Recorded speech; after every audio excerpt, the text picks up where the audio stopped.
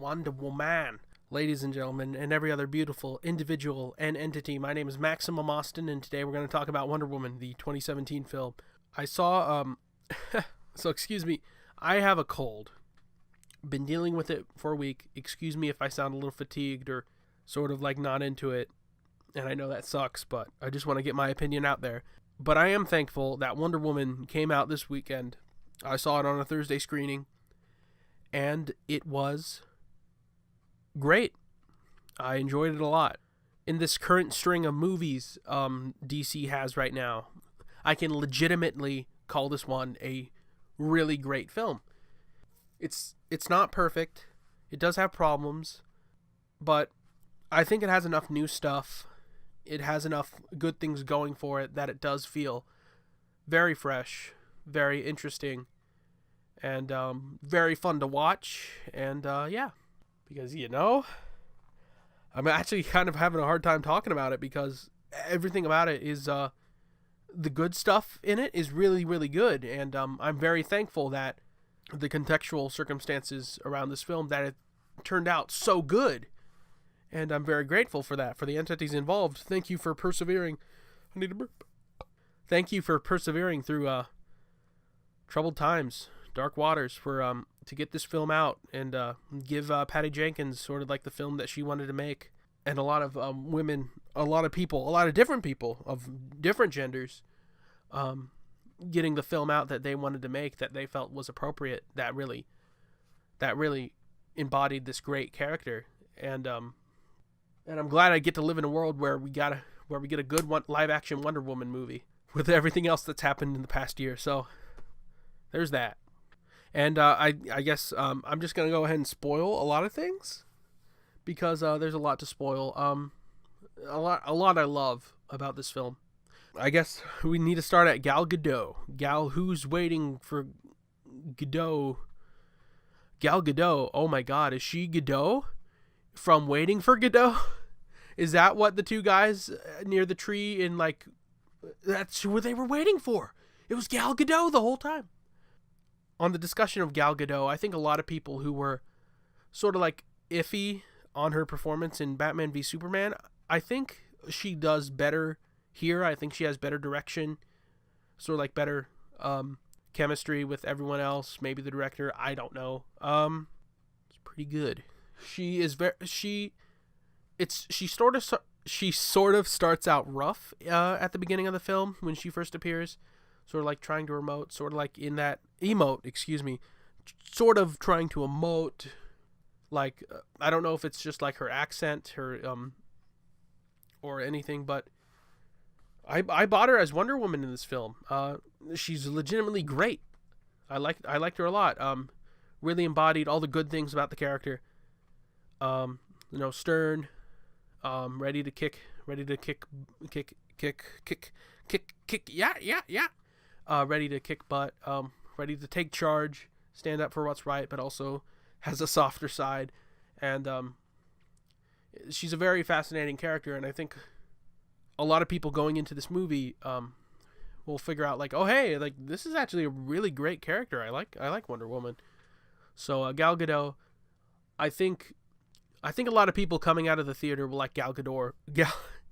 I think a lot of people coming out of the theater will like Gal Gadot more than they did with her performance in Batman v Superman. So she's great here. The cast is great. If I can remember their names, like the assistant, Chris Pine's assistant was great. Like the little troops, his little posse was great. Chris Pine as Steve Trevor was great. Everyone was. They had great direction. They knew what they were in. They knew what they had to say. It was compelling stuff. And I said going way back to my discussion I had on Suicide Squad last year. I think these films have great production values, but a lot of things in Suicide Squad look kind of ugly. I like the production values in this film a lot. It's very big. Lots of attention to detail with the Amazons and like recreating World War I stuff, and the stuff on Themyscira. It looks great. It's shot great, and I bought it. it's probably the best looking of these series of films so far. And even though I think it sort of kind of does look a little bit drab because it's working with that aesthetic from Man of Steel, Batman v Superman. So, but still, it looks great. I don't think I remember liking Chris Pine in anything, but I really liked him in this. He was very charismatic as American spy to the British intelligence, Steve Trevor. He's super charismatic, super likable, super competent, which is great. He's a pretty cool dude. Well acted, well intentioned. Like Chris Pine has a lot of drive to this role, and he plays it great. I also, you don't see this in the trailer. You don't see this in any of the trailers really, or any promotional materials. But like the cohorts that Wonder Woman fights with, they're awesome. I really dug them a lot. I don't remember any of their names, but I think Sam, I don't remember his nationality. I apologize, but he's like, the actor is a French Middle Eastern French guy. He when you first meet sort of like these compatriots, they're like really kind of like really like swarmy people. They don't seem like, how am I gonna like these people? But you end up liking them. The actor Sam, the character of Sam, I think that's what was his name. This sort of like Middle Eastern looking guy. I apologize about if I get something wrong about the character or the actor. He was great. He was very likable. There's a lot to unpack. Sort of like he's a good like master of disguise. And he was talking in the film. His character was talking in the film about how he wanted to be an actor, like star in theater productions and maybe film. And he was like, no one likes me because I'm the wrong color. And I'm like, oh geez. And obviously I get the character Wonder Woman is all about inclusivity, and just hearing that kind of made me like, oh man, dude, if I had a theater troupe, I can hire you. Yeah, you know, you can play my part. You seem cool. There's a Scottish character, and they meet halfway through the film, and he's super cool as well. He's kind of, the actor looks a little bit eccentric looking, but he has a hard Scottish accent. I'll kill that Mr. Burns. He sort of sounds like my dumb American mind is going to Groundskeeper Willie from The Simpsons, and he's super cool. Sort of like a guy who's like a sniper, but a very violent guy, but he has like personal issues, sort of like dealing with trauma and post-traumatic stress disorder. And it turns out he can sing. He can play the piano and sing very beautifully, and that's a trait everyone, especially Diana, sort of admires, and sort of like, you sing beautiful, dude. And I'm like, oh hey, that's cool. Wonder Woman always bringing out the best in people. Of the group and of the people you see in that photo, the Native American character, he's also pretty cool. I forget the character's name. I don't know the actor's name. I apologize, but he's that's a super interesting concept. I like when we first get introduced to him, he like speaks his Native American, Indigenous American language, and Diana, who knows like a lot about languages from like around Euro, Asia, Africa. She's like, hi, I'm Diana, and I don't know, and that's funny because like that, but that makes sense. She's not familiar with like languages of like indigenous people, maybe in Australia and especially North America, South America, and but very tolerant, she's very nice, and obviously being a Native American, he sort of brings up that the complexities of like sort of like human nature and conflict are brought up, and he brings up that conversation between him and Diana sort of goes to like Chris Pine, like the Caucasian majority is like killing my people around this time, and throughout human history. And I don't know where I'm going with this, but what I want to get into is that it's a very fascinating sort of like revelation for Diana that human nature is way more complex than like, oh, it's just an outside, somewhat sentient influence. Ares is the villain of this film, and he is in it. There is a villain called Ares, and he does have some persuasion over what people can do, and but it totally reinforces that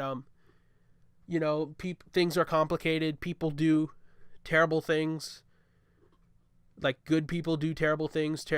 Terrible people do good things sometimes. It's just, I like that scene where they're like, Diana comes to this realization, and like Chris Pine, Steve Trevor is just like, I don't have an answer for you. I don't know why should you stick your neck out for mankind, but I believe there's something better going down. And I think that's very sophisticated. Obviously the character, I keep knocking the table, I keep knocking my desk. Obviously the character is very rooted in like Greek mythology and the Greek religion, and the sort of backstory. If you read your history on the Amazons in Greek mythology, if you read your history on the Greek Amazons from Greek mythology, obviously the DC version and this film, they do take liberties with that sort of thing. But in this film, it seems like Zeus and Ares, the god of war, they're sort of portrayed as like God and like Lucifer, Satan, and I don't think that's how it is in natural Greek mythology, but hey, it's their version. And I like that parallel, like taking that, linking it to like Judeo-Christian stuff, so like to sort of like stereotypical Judeo-Christian roles, and then coming out to say like, people are responsible for their own actions. I don't have an answer for you, Diana. This person I care about very much, I don't. So it's fascinating stuff. I think what directly comes after that conversation might irk some people in a way that maybe like certain things about like Captain America Civil War and other films first irked me at first, but yeah, I talk weird, but I think it's really forgivable. They really make it clear, they really hammer it in that humans by nature are complex, they do terrible things, and I like sort of like Diana sort of like confronting that sort of thing, coming from a society where like, oh, like Zeus created the world, Ares is responsible for the evil in men's hearts, that sort of thing, and sort of coming to her own conclusion that it is worth sticking up for the people, sort of like working to help them. I think Max Landis tweeted this. It sort of like explains sort of like the philosophy in like superheroes between Marvel and DC. And that DC is sort of like the characters that you aspire to. They're not really on the same level as like celebrities. They're sort of like mythological beings, bigger figureheads in their own universe than Marvel is. Whereas like Marvel, they're like, people are like, the superheroes are like citizens. They're like big celebrities like the Fantastic Four, just masked people, or normal people like Spider-Man and the X-Men. Obviously these two distinctions can overlap with either company, but that seems to be a lot what people bring up, and they do great with both. Yeah, hopefully people can like understand that there's more than one way to do a superhero story. I don't know. So I think the film greatly. I think Richard Donner's Superman, Christopher Nolan's Dark Knight trilogy, and this film really nail that nail on the head with sort of like that philosophy. Soundtrack's great. Acting is great. Yeah, it's well acted. I really buy Diana and the Amazons and everyone else. Sort of, the tone's consistent, which is great. It sticks from scene to scene. there's obviously a lot of commentary on like why are women expected to be like this, or why are they expected to do this, and there's a lot of fun fish out of water stuff. Especially like when they're like going through London, and they're like walking through what has to be London, 1918 London, and Diana sees like a baby, and she's like, "Oh, it's a baby!" And like, and like Chris Pine is like, Steve Trevor is like, "No, we have to get going. I know you're excited about the baby. It's okay." It's like a quick visual gag. Not very much focus on it. It pokes fun at sort of like gender dynamics, both genders. There's a little funny exchange where Chris Pine is like bathing in like the enchanted waters of Themyscira, and like Diana comes in, and that's pretty funny. And we also get to see some male gazy, female gaze, or whatever, some male fan service in that scene, which some people will appreciate. I don't know if people are complaining about it, but it didn't bother me. You know, it's only like a scene. There's one scene, sort of like a romance scene, where like Diana and Steve go into a little building and they just kiss and then spend the night together, and it immediately cuts. It's really done in great taste. It's interesting to sort of see that sort of thing, like sort of like how you would deal with that sort of thing. When Patty Jenkins does it compared to like other things, other directors, male directors. But obviously there are examples where male directors have done the same thing. Nothing to get worked up about, but also it's just, I don't know, I find it interesting. Sort of see the auteur theory of it. I hope I'm making sense. But yeah, she feels like a totally different character from Batman v Superman. Which is great. I enjoy it. The only continuity stuff you get at the time, the only continuity stuff you get throughout the main movie is sort of like, obviously Bruce Wayne. Bruce Wayne's company is sort of like helping Wonder Woman catalog these treasuries, sort of like these ancient artifacts. I hit the table again, and and he comes across that photograph that was taken in World War One, and he finds the original and sort of like sends it to Diana, and that sort of like that's like the framing device for the story. So that's really much all you get, and that is perfectly fine by me. I know it. I'm a big nerd, and I get it when there's like little continuity stuff, but they can do what they want. I think it was probably the best choice. Like, it doesn't need to be bogged down. Like, hey, cameo, you know, from like Batman or Superman or whatever.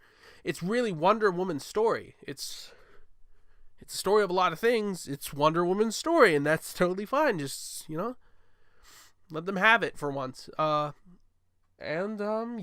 like, I think the finale sort of is kind of choppy. Sort of like that Zack Snyder effect, I guess, like that influence. I don't want to make fun of him right now, because I know, obviously with the news, he's dealing with some pretty serious stuff, so I'm not gonna make fun of him now. But it's some stuff about the plot is like unclear. Some things are a little bit extravagant, a little bit too big, I guess. Like it gets pretty crazy. Not to an incomprehensible point, but it almost gets there. I forget her, I don't know the actress's name, but the lady that plays Dr. Poison, she's like the main instigator, like through the plot. She's like making these different chemical weapons in World War One. She's sort of like, I don't know how to describe it, sort of like an secondary villain of the piece of the film, but I like it. She feels like a World War One. She feels like a Golden Age comic book villain, and I love it. Even though there's not really much to her, I don't think we don't get development. I don't know if she's gonna make an appearance in like a future film or whatever, but she looks cool. She's a cool idea. She looks great. She looks very sinister, very like creepy. But I like, in the midst of films that don't really take these issues seriously and sort of like are very sophomoric, very juvenile depictions of like war and like viewing the other and stuff. We get to see this film takes its sort of like time to like show, I hit the mic there, to like show that war is complicated, human morality is complicated, human nature is just a whole can of worms to open, and it's complex. Like the villains kill the leaders of the German army, not the Nazis, but the German army. They sort of bring up that the Germans are like, dude, the German armed forces is like, dude, our people are suffering. We don't have anything to eat. We don't have sleep.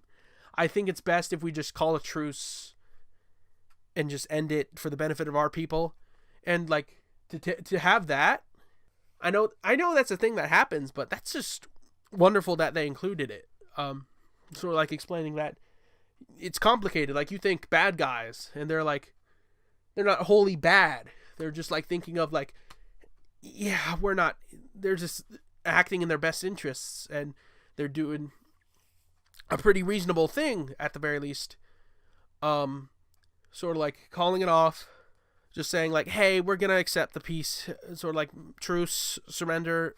Our people and the people around us are just suffering. Our men, women, children. And I like that this film handles that sort of complexity, even though maybe like the denouement is kind of simple and like no duh. But but I like it. You see this sequence when Wonder Woman is like going with the guys through like Belgium at the time. I don't know how historically accurate this film is, by the way. It's a comic book movie, but you see her wanting to help these individuals like who are being evacuated from their homes, and it's like soul crushing because you want to see Wonder Woman like help. You want to see people help them, but that's the thing, like this is complex and not everyone survives in war, and like having Wonder Woman who comes from a civilization that lives on an island called Paradise Island, her coming to like that realization is very just very rewarding, and it's done in an excellent way, and I dig it. This is easily like the smartest DCEU movie thus far. It's probably the best movie based off of a DC property in like a decade. Like I dig it a lot. At my screening, it was a Thursday night screening. I've heard that the film, at the time of this recording, I've heard that the film is doing way better than I initially thought. But there was hardly anybody at my Thursday preview screening compared to like Guardians 2, which was pretty packed for a Thursday. And I'm like fearing for this movie, but I'm not expecting it to do like Avengers numbers or even Batman v Superman numbers. But I want it to do good. I like this character. I want to see people be rewarded for their work. So go see Wonder Woman. Go see it twice. Tell your friends about it. Tell your mom. Bring your babies. Bring your sisters. Bring grandma. Bring your family to see Wonder Woman. I don't know. I don't know if I'm sick, but Wonder Woman I think is great. The more I talk about it, the more I like it, which is how I work, but I dug it. It's a little bit choppy in some parts. A lot of things seem sort of like rushed. The pacing at the beginning of the film, it's like throwing a lot of stuff at you with like Greek mythology, what's happening in the world now. But that's really like my only complaint. It's fun. It's fun. It's funny. It's introspective. It's sort of like reflective. Oh God.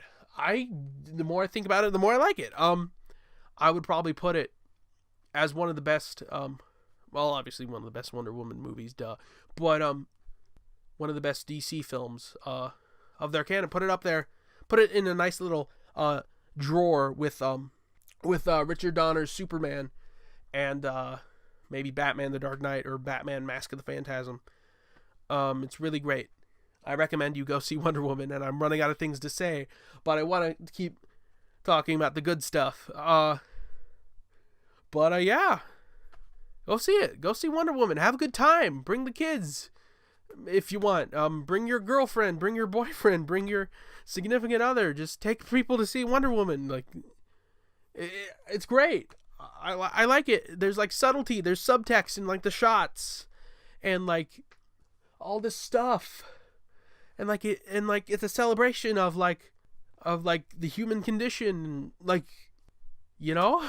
So yeah, it's another wonderful piece in like sort of like inclusive science fiction-esque things. We can put like we can put on like the pinboard with like Steven Universe. Just go see Wonder Woman, and I'm running out of things to say.